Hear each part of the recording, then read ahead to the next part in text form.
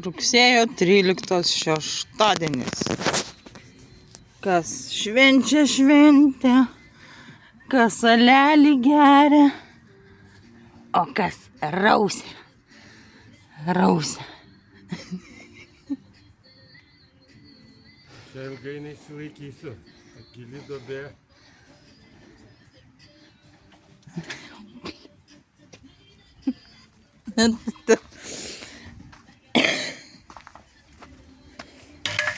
O, skrenda gulšiukai iš duobių. Tai ką ten veikia? Net nusprendžiu dabar iš akės viską toliau daryti.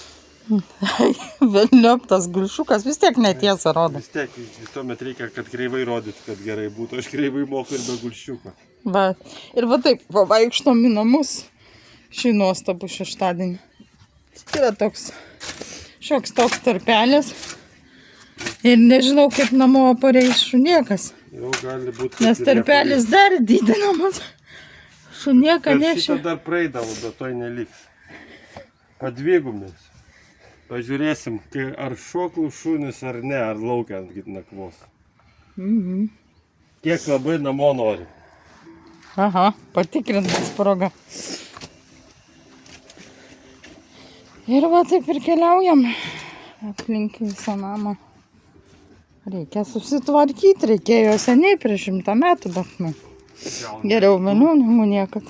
Gal ir per du labiau 100 metų buvo gerai čia drenažą pasidaryti. Reportintis laiku į dabartį, užsipirk detalių, vėl grįžti ir ten palengva per kelias savaitės išsikasti, jau turėtų drenažą. Nu jo, šio laikinių technologijų.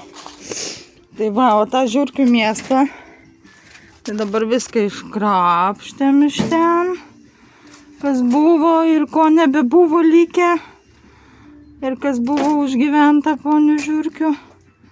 Dėsim kažkokį naują balkį ar tai tvirtinimą ir apšiltinti viską reikės atgal. Tai va tiek tų darbų šeštadienį. Ir ne tik šeštadienį.